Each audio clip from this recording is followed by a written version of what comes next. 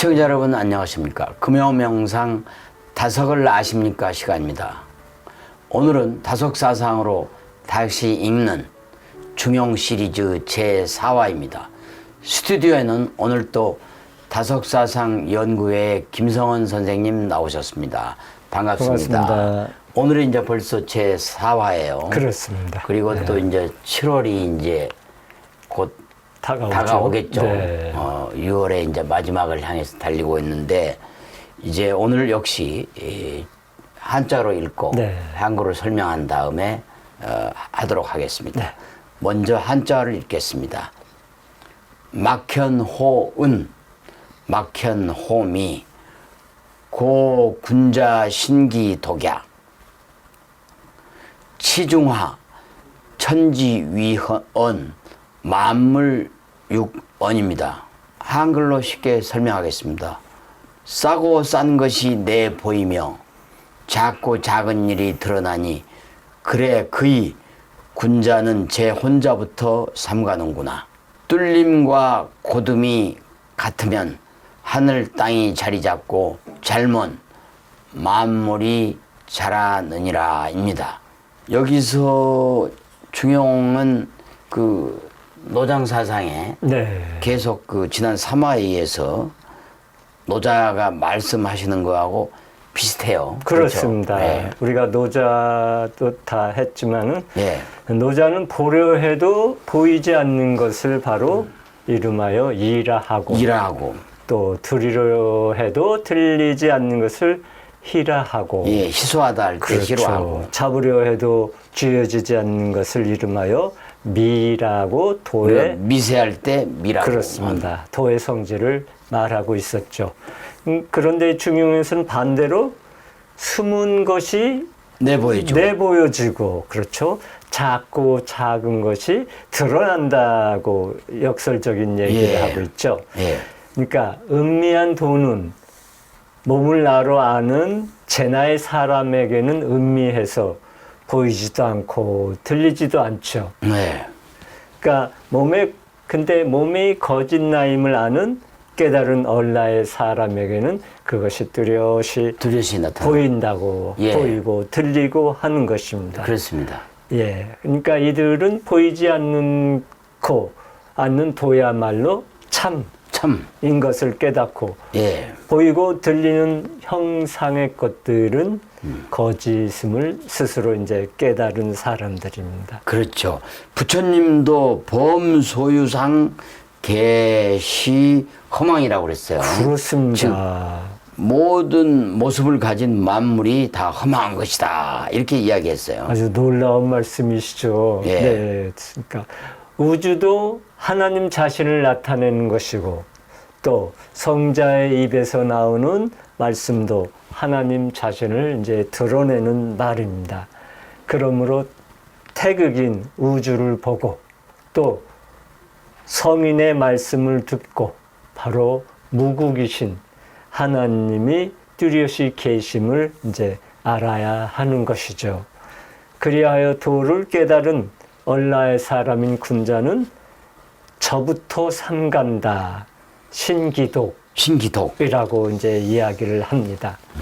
그런데 대부분 이 신기독의 해석의 풀이를 보면 홀로 있음을 삼간다라고 다 풀이를 하죠. 그렇죠. 신기독으로 네. 홀로 있음을 삼간다는 게 아니고. 그럼요. 예. 그럼 뭐 홀로 있음을 삼간다면은 여럿이 있어야 되는 그렇죠. 건가요? 그런 그러니까 뜻이 아니잖아요. 아니고 사실은. 저 스스로 저부터 삼가는 거죠. 네. 네. 그렇습니다. 그러니까 하나님 앞에서는 어려워서 자기부터 조심하며 삼간다는 뜻이 됩니다. 그러니까 군자가 혼자서 이제 삼간다는 것이 바로 기도요, 참선이요, 지성이 되는 것입니다. 그렇습니다. 네. 그러기 위해서 제나의 탐진치의 수성을 네. 누르고 네. 진선미의 영성을 드러내는 것입니다. 결국은 우리가 탐진치를 벗어나 진선미의 영성을 드러내는 게 우리 인간들이 추구해야 될 가장 아름다운 길이죠. 가장 큰 이상이죠. 네. 네. 그래서 이제 그 지금 이 글을 중에서 싸고 싼 것이 내 보이고 그렇죠. 작고 작은 일이 드러나니 같은 내용이 네. 성경에도 그대로 나와 있어요. 그렇습니다. 이거를 이제 한번 우리 설명을 해 주시죠. 유교인들이 아는지 모르겠습니다. 이런 같은 내용의 글을 보면은 굉장히 반가워할 것입니다. 예. 네. 감추인 것은 드러나게 마련이고 비밀은 알려지게 마련이다. 마련이다. 그러므로 너희가 어두운 곳에서 말한 것은 모두 밝은 데서 들릴 것이며 골방에서 귀에 대고 속삭인 것은 지붕 위에서 선포될 것이다. 루가 네. 12장 2절 3절이죠. 예, 루가 복음이죠. 그렇습니다. 예, 12장 2절로 3절까지 그렇습니다. 딱 네. 같은 말입니다. 다음에 이제 이어서 또 치중하라는 말씀이 있었잖아요. 그렇죠. 이것도 예수님 말씀하고 똑같아요. 네. 그렇죠. 예수님께서 이제 아버지께서 내 안에 계시고 또 내가 아버지 안에 있다는 것을 확실히 알게 될 것이다. 그렇습니다. 와, 똑같잖아요. 예. 조금도 틀림이 없습니다. 그러니까 아버지와 아들이 하나다. 진리와 사랑으로 사랑으로 하나가 될 때 이 예. 우주 천지가 존재하는 존재하는 의미를 가지게 되는 거죠. 되죠. 예. 결국 만물의 생명의 의미를 지니게 된다는 것이죠. 그렇습니다. 또 톨스토이도 하나님의 계심을 믿고 네. 러시아 대문호 톨스토이죠. 하나님의 계심을 믿고 내가 하나님으로부터 말미암아 존재하는 것을 믿을 때 진정한 나 자신을 회복할 수 있다고 했는데 이와 관련해서 톨스토이의 말씀을 좀 전해 주시죠. 그렇죠. 톨스토이는 또 이러한 이야기를 하고 있습니다.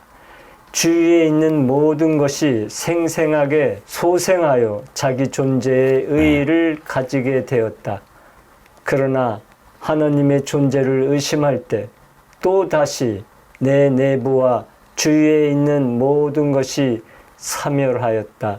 그리고 또 나는 자살을 기원하게 되었다라고 예. 참회록에서 이야기하고 톨스토이의 있습니다. 참여록에 나온 얘기죠. 네, 그 그렇습니다. 톨스토이는 우리가 보통 러시아의 대문호로 알려졌지만 간디 선생님과 함께 우리 20세기의 영성을 회복한 그렇습니다. 인류의 대표적인 성인 중에 한 명이라고도 볼 수 있겠죠. 네.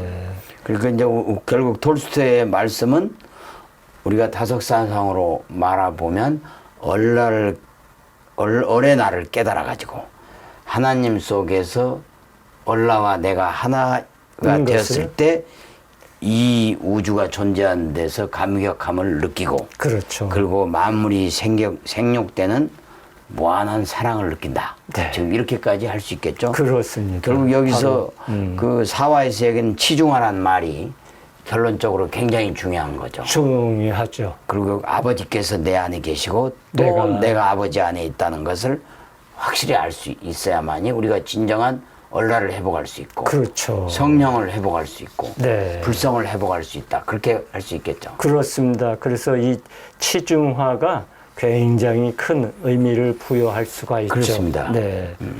결국은 우리 물질 문명에 의해서 가장 편리하게 살아가는 우리 MZ 세대들이 자살률도 높고 그렇죠. 또 일자리를 찾는 데서도 고초를 겪을 때 우리가 해드릴 수 있는 거는 항상 치중화.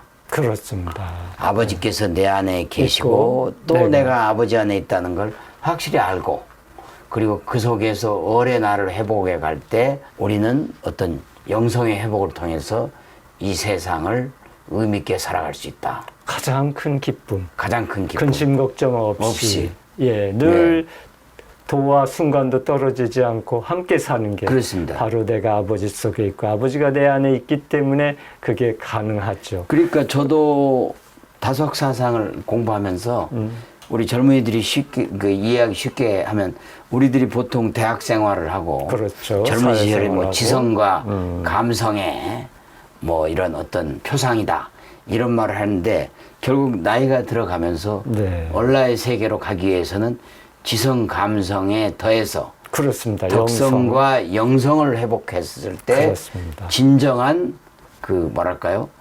지성, 감성, 덕성, 영성 사성 장군이 될 수 있다. 그렇습니다. 그러면서 그때부터는 그야말로 근심 걱정 없이 아주 아버지께서 평화롭게. 내 안에 계시고 네. 내가 아버지 안에 있는 그런 세상으로 들어갈 수 있다. 그러니 무슨 걱정이 무슨 걱정이 있어요? 아무 걱정이 없고. 그렇습니다. 예수님처럼 걱정이 없고 네. 부처님처럼 걱정이 없고. 그래서 다성님도 이제 오도성에서 말하듯이 나는 이제부터 시름 없다. 시름 없다. 그렇습니다.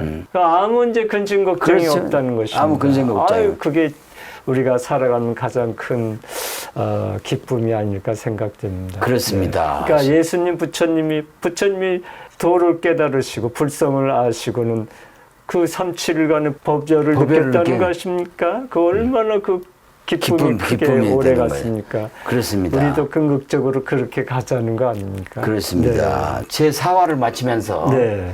그동안 코로나 때문에 칩거하셨던 박영호 선생님이 네. 두 번째로 그렇습니다. 또 다시 네. 수원에서 네. 활동을 하시는데 그 점을 좀 설명해 주시죠. 네, 지난 1회 때 4월 달에 했을 때도 한 30명 정도가 많은 분들이 오셨죠, 오셨습니다. 이번 이제 2회 영성의 강좌인데 박용호 선생님하고 이제 귀하신 또 임낙경 목사님이 귀한 시간을 내셔서 날짜가 내일 네, 모레죠. 오늘이 23일이니까 6월 25일 25일 예, 10시 반서부터 일요일 날. 네, 12시 반 1시 정도까지 예정돼 있습니다. 서울 농대 서울농대, 네. 수원농대 옛날에 네, 수원농대입니다. 네, 네, 수원에 있는 경기도 상산 캠퍼스 상상 캠퍼스. 네, 청춘이라는 1981이라는 호에서 1층에서 1층에서 강연이 있습니다. 시간이 되시면 한번 오시면은 큰